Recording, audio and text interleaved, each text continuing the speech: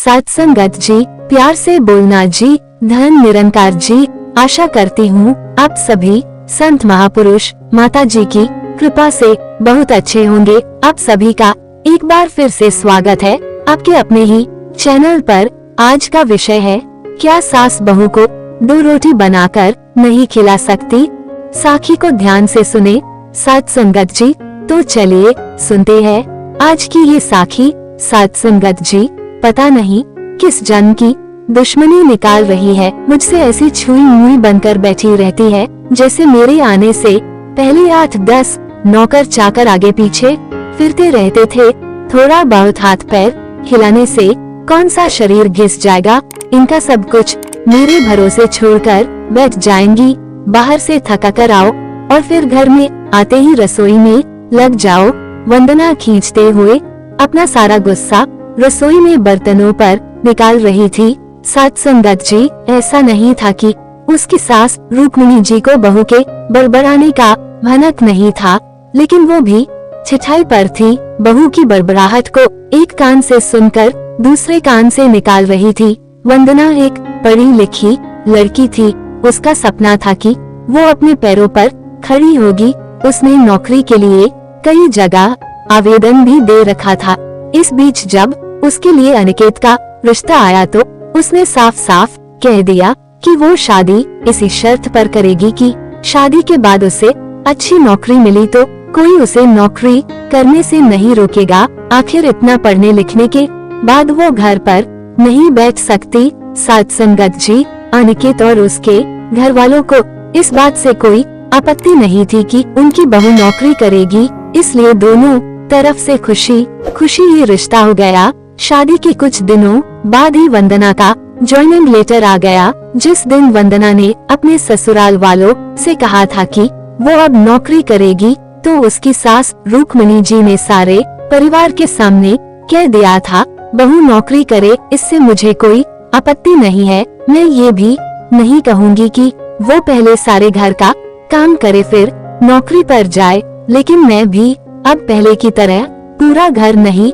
संभाल सकती। मुझे सब कुछ मंजूर है, लेकिन मुझसे ये उम्मीद मत करना कि मैं बहू को रोटियां बनाकर खिलाऊंगी। मुझे पता है कि अगर मैं एक बार इस भंवर में फंस गई तो जिंदगी भर नहीं निकल पाऊंगी। सत्संगत जी, उस वक्त सबको रुक्मिणी जी की बातें सुनकर हैरानी तो हुई थी। उनके पति ने तो ये भी कहा कि मुझे नहीं पता था कि मेरी सीधी सरल पत्नी भी सास बनते ही अपना रूप बदल लेगी, लेकिन इन सब बातों का रुक्मिणी जी पर कोई असर नहीं हुआ। वो तो अपनी जिद पर अड़ी थी। सत्संगत जी,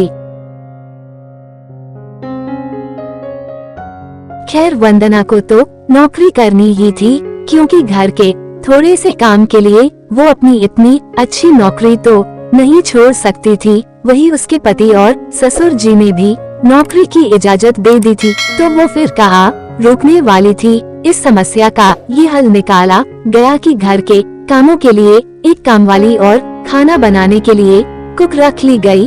खाना बनाने वाली सुबह और शाम का खाना बनाकर चली जाती। वंदना का काम था ऑफिस से आकर बस खाना परोसना। सत्संगत जी, यूं ही दिन निकल रहे थे। वंदना की शादी को 2 साल हो चुके थे। अब तो वंदना और बाकी सब घर वालों को इस रूटीन की आदत हो गई थी, लेकिन मुश्किल तो तब होती थी जब कभी खाना बनाने वाली छुट्टी ले लेती थी।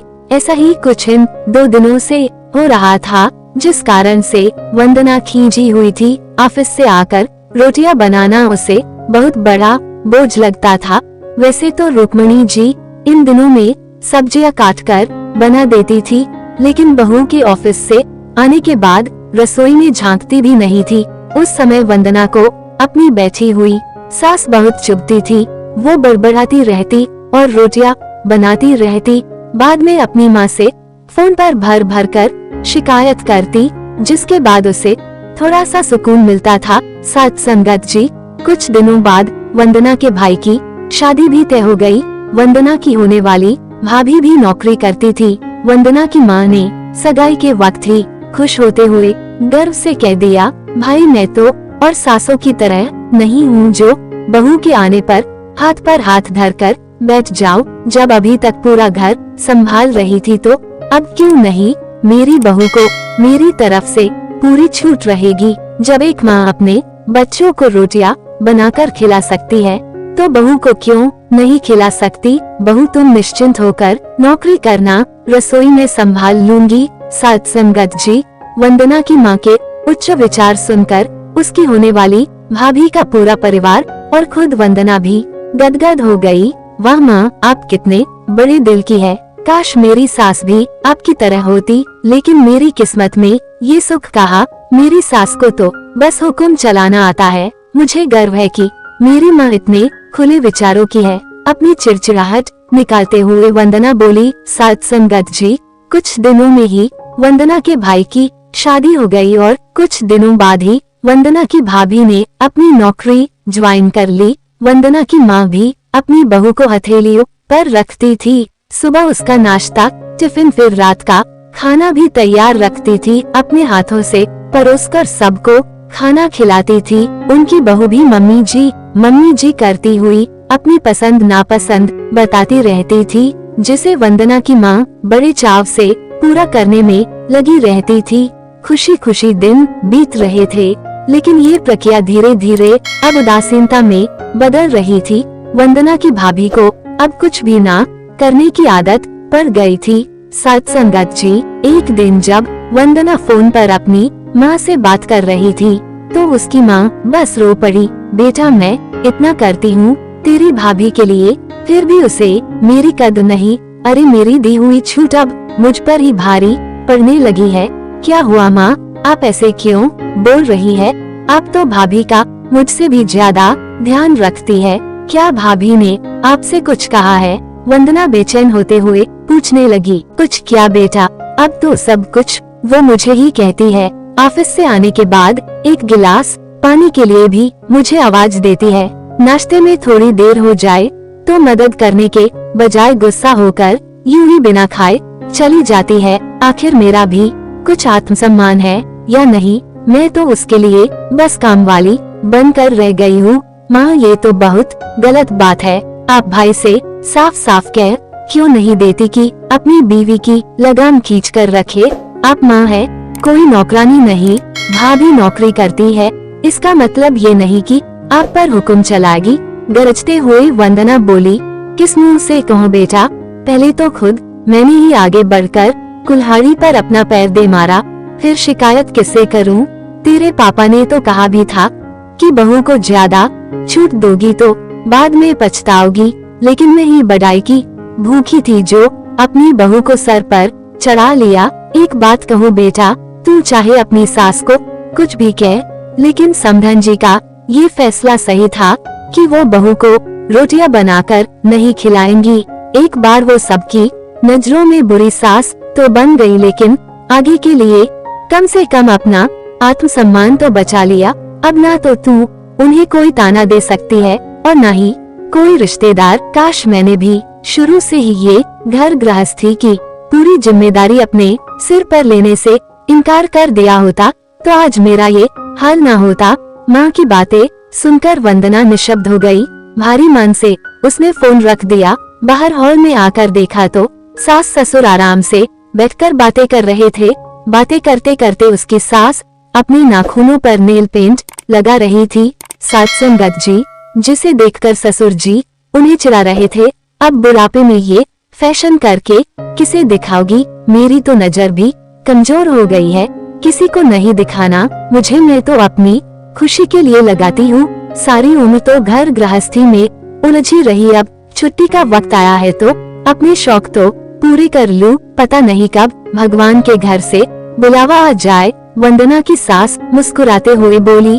पता नहीं आज क्यों वंदना अपनी सास की बातें सुनकर चिढ़ नहीं रही थी, बल्कि वो भी मुस्कुरा उठी। सही तो कह रही हैं मम्मी जी, एक गृहिणी को अपने लिए वक्त ही कब मिलता है? पहले अपने बच्चों को पाल पोस कर बड़ा करो, फिर कामकाजी बहू आ जाए तो उसे और उसके बच्चों को संभालो। काश मेरी माँ ने भी मेरी सास की तरह पहले ही कह दिया होता कि बहू को रोटियां बनाकर नहीं खिला सकती। सत संगत जी कहने का भाव यही है कि अपनी सास के साथ सामंजस्य बिठाना होता है, वही सास को भी हर पल इस बात का ख्याल रखना पड़ता है कि नई नवेली बहू को किसी तरीके की कोई समस्या न हो, क्योंकि सास बहू के रिश्ते पर ही पूरे परिवार की सुख शांति की नींव टिकी होती है। हालांकि इस रिश्ते में उतार चढ़ाव आने लाजमी है, लेकिन दोनों पक्ष कोशिश करे तो इस रिश्ते को सबसे खूबसूरत बनाया जा सकता है।